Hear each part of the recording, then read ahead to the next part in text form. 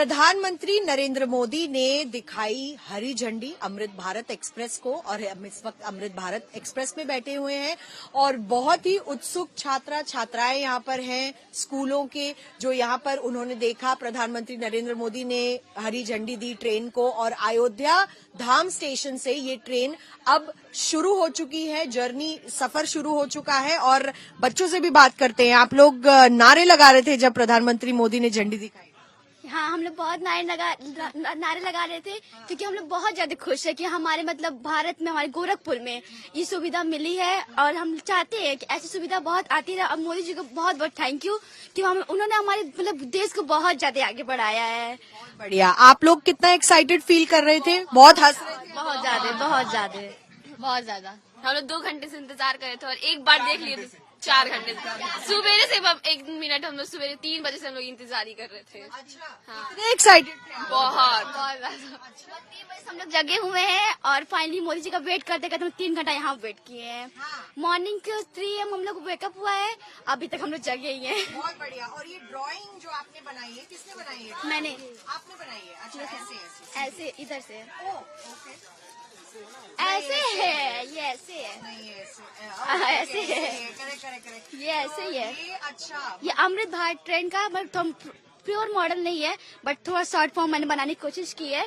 और ये हमारा अयोध्या का थोड़ा स्टेशन है जिसे मैंने कोशिश की है बनाने का, बट हो गया, थोड़ा बहुत बन गया है।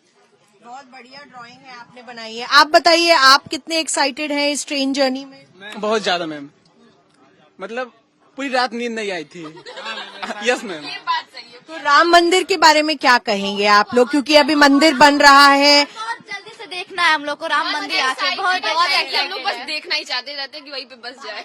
22 जनवरी का बस वेट है, बस उसके बाद स्कूल टूर। Yes ma'am. छात्र बता रहे हैं वापस आएंगे, इनसे भी बात करते हैं। आप लोग बहुत नजदीक बैठे थे जब पीएम फ्लैग ऑफ कर रहे थे, देखा आपने पीएम को?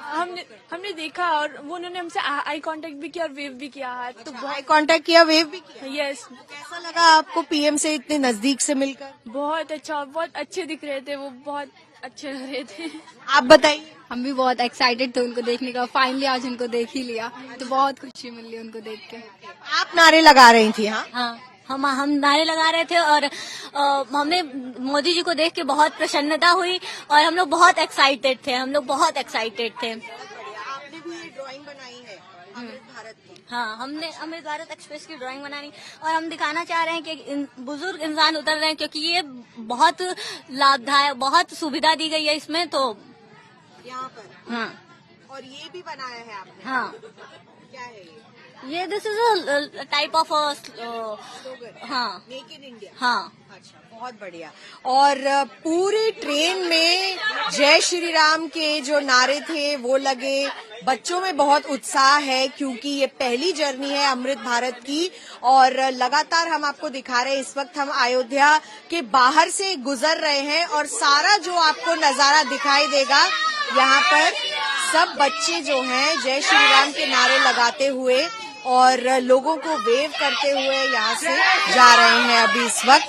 और बहुत ज्यादा उत्साह है बच्चों में इस बात को लेकर कि अमृत भारत की पहली जर्नी अब यहीं से कंप्लीट होगी, गोरखपुर तक जाएंगे, उसके आगे ये ट्रेन दरभंगा तक जाएगी।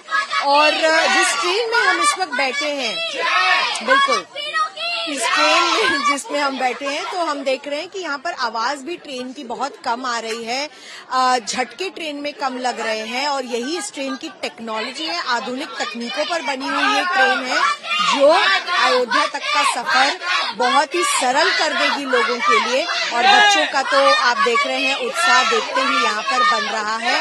और एक और बार बस उनसे बात करेंगे। आप लोग वापस कब आने वाले हैं? मैम 24 जनवरी को। अब अपने पेरेंट्स के साथ आप लोग स्कूल पिकनिक, स्कूल टूर, मंदिर देखने के लिए? Yes ma'am.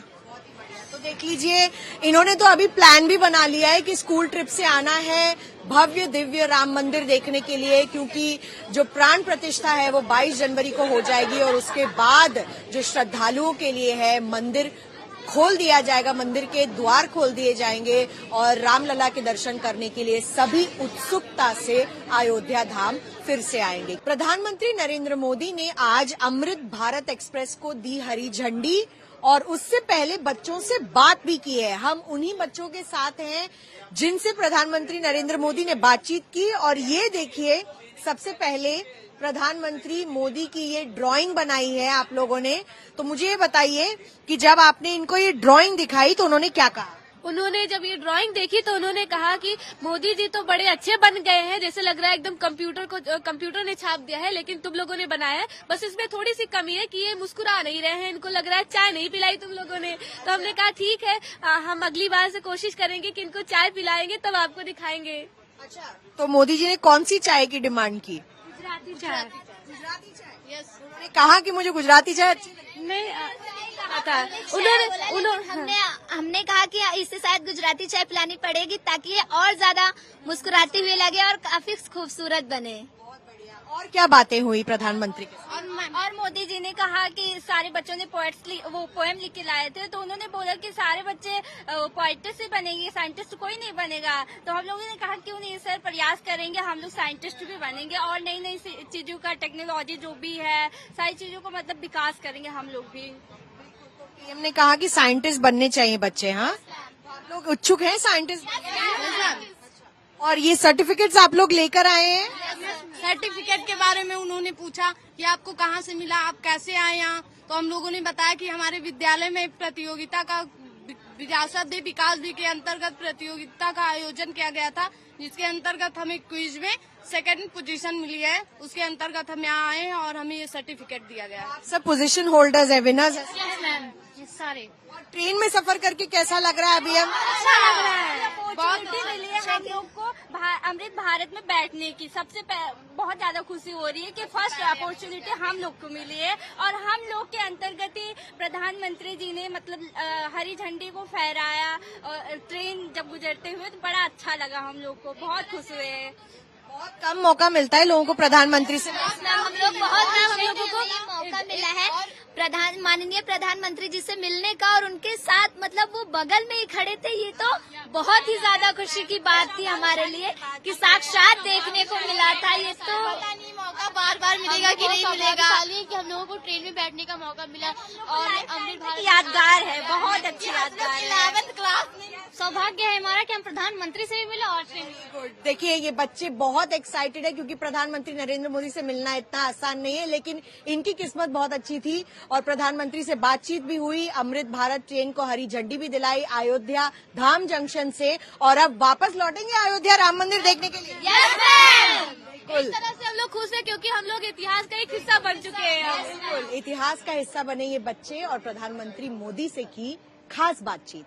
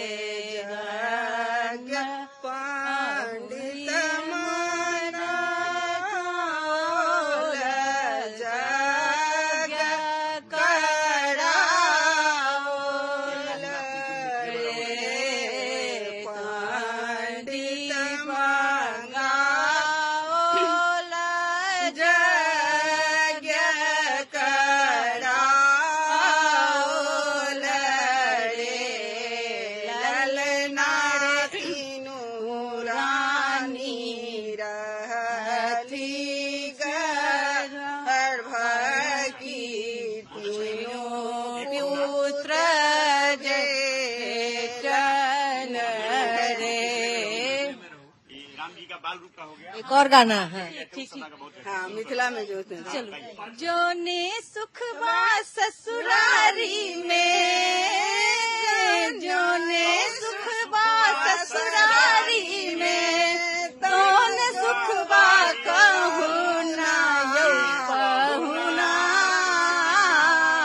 ए मिथिले में रहूना ये पाहुना,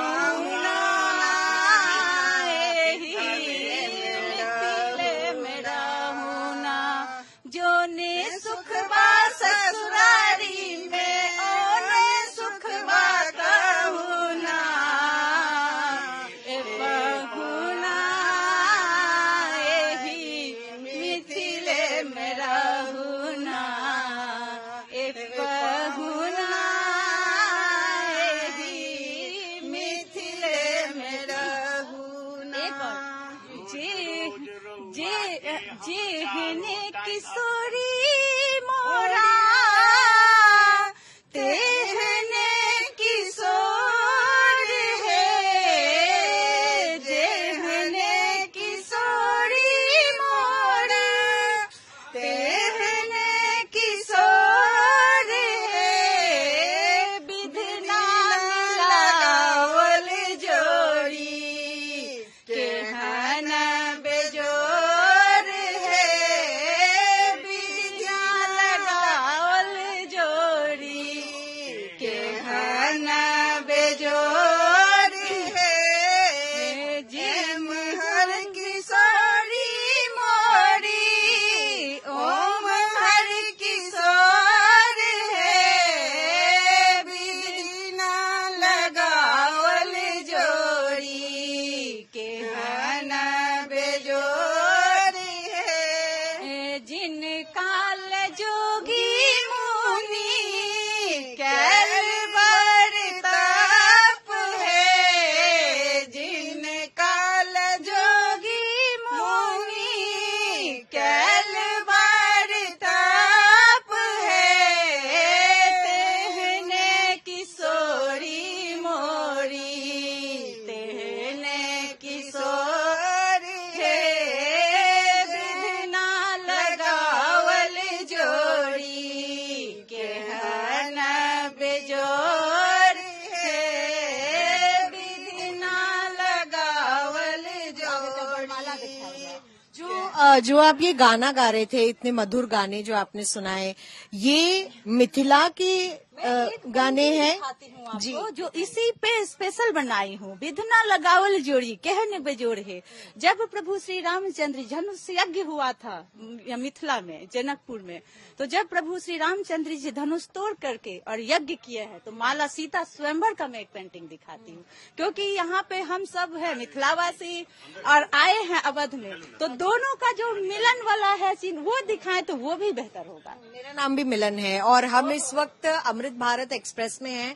आप देख रहे हैं कि यहाँ पर जो महिलाएं हैं वो मिथिला से आई हैं और हमारे साथ कुछ पुरुष हैं, यहाँ पर मैडम हैं जो नेपाल से यहाँ पर आए हैं, और नेपाल और भारत का ये अद्भुत मिलन हो रहा है अमृत भारत एक्सप्रेस में, क्योंकि आज प्रधानमंत्री श्री नरेंद्र मोदी ने भव्य राम मंदिर का निर्माण कार्य पूरा हो चुका है और बस इंतजार हो रहा है 22 जनवरी की प्राण प्रतिष्ठा। तो जब तक ये पेंटिंग दिखाते हैं, हम बात भी करना चाहेंगे आप लोगों से कि सर, आप लोग नेपाल से खासकर आज अयोध्या धाम पहुंचे थे इस ट्रेन में जर्नी करने के लिए? जी, आज ये ट्रेन रक्सौल से भी इसको रूट किया गया है। इसके लिए हम लोग स्पेशली ये हम लोगों को भारतीय रेल द्वारा हम लोग को आमंत्रित किया गया था और ये कहा गया था कि माननीय प्रधानमंत्री जी ये ट्रेन को हरी झंडी दिखा के रक्सौल के लिए, तो हम लोग बहुत उत्साहित, बहुत ही खुश थे कि कम से कम बीरगंज वालों को, नेपाल वालों को ये ट्रेन के द्वारा आज राम जी का दर्शन करने के लिए अयोध्या आने के लिए हो या कम समय में दिल्ली जो कि भारत की राजधानी है वहां तक पहुंचने के लिए, क्योंकि हमारे बच्चे या हमको स्वास्थ्य कुछ भी उपचार कराना पड़ता है तो हमको दिल्ली तक पहुंचना पड़ता है। तो ये ट्रेन की कनेक्टिविटी से डेफिनेटली आने वाले दिनों में हम लोग का संबंध और हम लोग को सुविधा बहुत ज्यादा होगी, सुधार होगी। और हम लोग एक रिक्वेस्ट भी ये करना चाहते हैं कि ये जो ट्रेन है इसमें एसी बॉगी नहीं है। आने वाले दिन में अगर, क्योंकि गर्मियों का हम लोग जो प्लेन एरिया में जो रहते हैं, जो बीरगंज का एरिया है नेपाल साइड में, रक्सौल का एरिया है, ये प्लेन एरिया में गर्मी के समय में अगर इसमें एसी बोगी भी जोड़ दी जाए तो सुविधा ज्यादा रहेगी, ऐसा मेरा मानना है। जी बिल्कुल, ये हो सकता है आने वाले दिनों में, क्योंकि आपको बताएं हम अमृत भारत में हैं और जो सफर है हमारा, इस वक्त हम गोरखपुर की ओर जा रहे हैं और ट्रेन में एसी नहीं है, तो ये स्लीपर कोच है, जनरल कोचेज हैं इसमें, ये नॉन एसी ट्रेन है इसलिए।